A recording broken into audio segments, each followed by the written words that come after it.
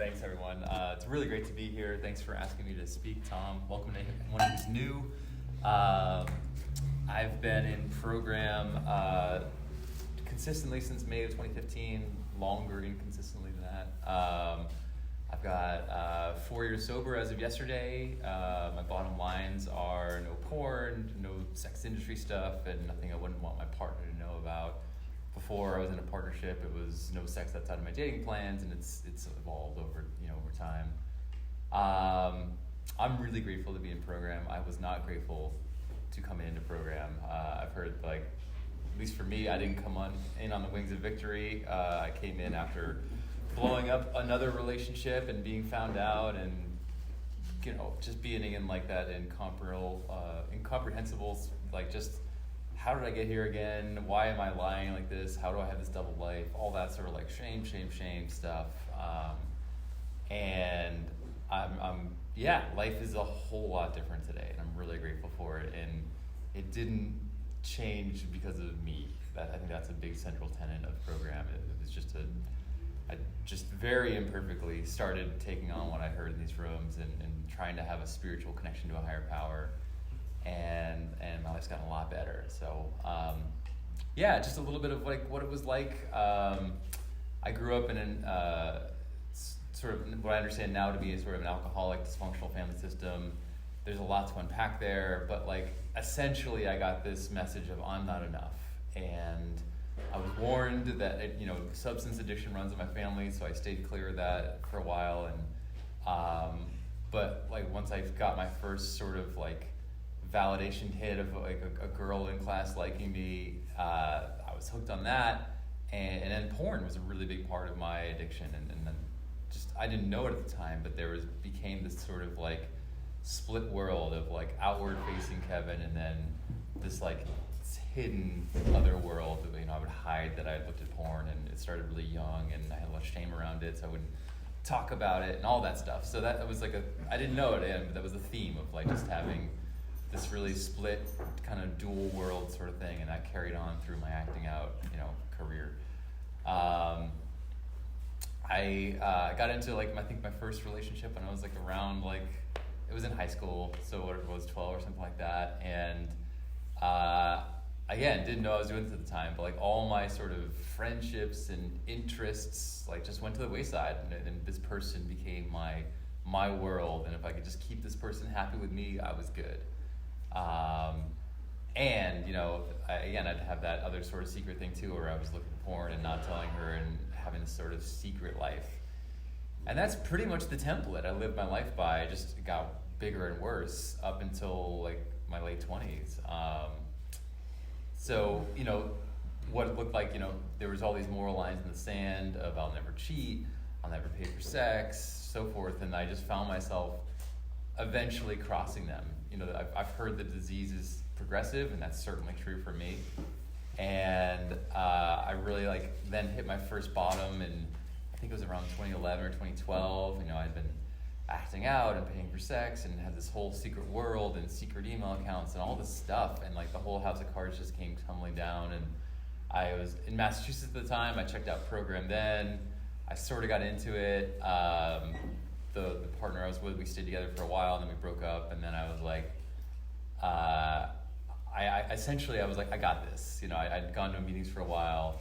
I had a therapist who sort of co-signed my bullshit. I was great, I'm just gonna I'll go to a meeting a month, and I'll just date, and da-da-da. And so I got into another relationship, came out here, that blew up, and that was May of 2015 when I was okay, I don't got this at all. And so what I did was I did a 90 and 90, and I just went to a lot of meetings. I had a ton of shame. I was angry. I was lonely. All this stuff, and in chapter 5, the withdrawal chapter, I finally really read that around that time, and it really, for me, accurately describes what the process is like of just withdrawing from my drug, and which is sexual validation, sexual acting out, emotional sort of codependency, all that stuff.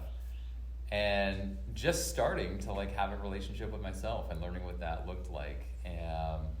So what was suggested to me was to, get a sponsor. So I did that, start working the steps, to call 2 guys every day and start to have relationships with men in programs. Thanks, I hear that.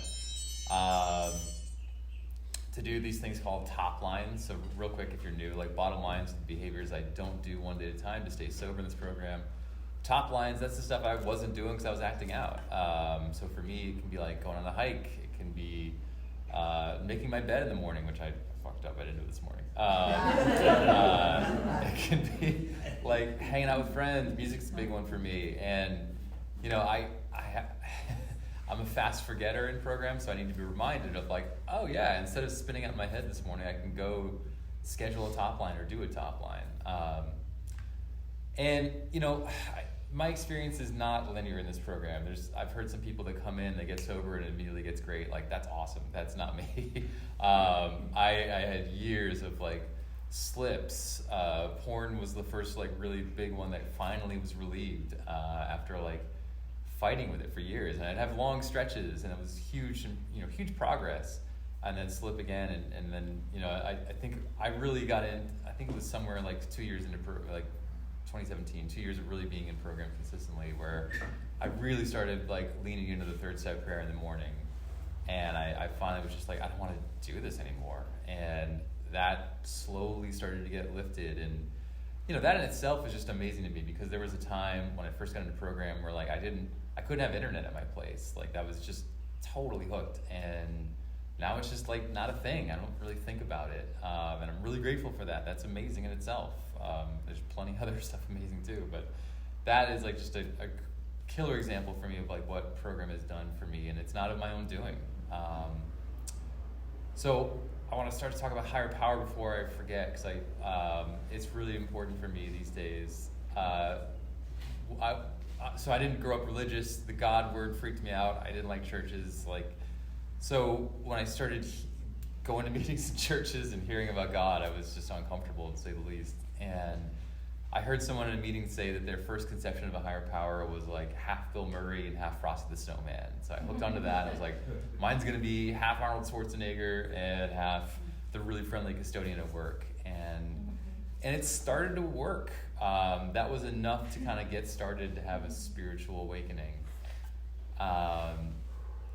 And for me, though I was not really spiritual either. I like to think I was. I like to read a lot of books, and I can be very intellectual and heady, but I didn't know it. I was just removed from my own emotions, my own body, and any sort of trust in a higher, power. I just didn't trust anything or anyone, really. So slowly, I started what was suggested, like just start praying, start meditating. In your 3rd step prayer, I just took like a half an hour the first time I did it, like at the beach, just repeating 3rd step prayer. And I felt like, and honestly, a lot of this stuff too, like in the beginning, it just felt like I'm just doing this and this. I don't feel anything, but all right, I guess I'll just do this thing. Someone told me to do it, whatever. And, looking back on that willingness just to like try something new, even though it doesn't, the clouds didn't part. I haven't met God like one-on-one in that sort of sense, even though I'd still like to. But it's been like this experience of having willingness to try what's suggested, even when it feels really silly and kind of dumb. My experience is it starts to work. Like whether it's an obsession starts to get lifted, whether I'm talking to someone about something that I'm really spinning out about, whether it's a dating thing or a thing at work, and then it's just works itself out. I start to see like my higher power showing up, and that can still be difficult for me because I have like a really critical, I can be really in my own will. Kevin's running the show, it is my default, and doesn't work for me anymore. But if I'm just open to that, like, oh yeah, there is a higher power for me, and as it talks about in I think it's in We Agnostics in the AA Big Book, like God is or God isn't. So okay, I'll choose just for right now to choose God is. Cool. I get to have this like really deep sense of like, okay, I'm all right. Like I can be serene. There's stuff I don't like that's going on in the world for sure, and even in just my own little mini world. But I'm okay. Like in this moment, I'm all right.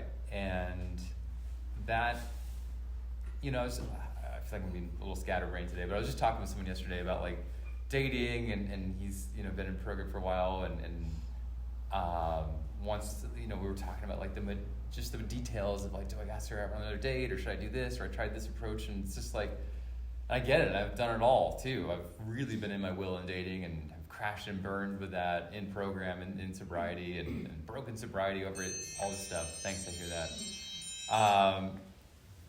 And for me, like, I'm learning still that like the spiritual solution to this program, how do I say this? It just sort of transcends whatever I think the problem is. Like if I think, oh, if I could just get more dates, or if my partner, you know, I'm in a relationship and I'm married and it's great, but if my partner would just do this, it would be better. And like,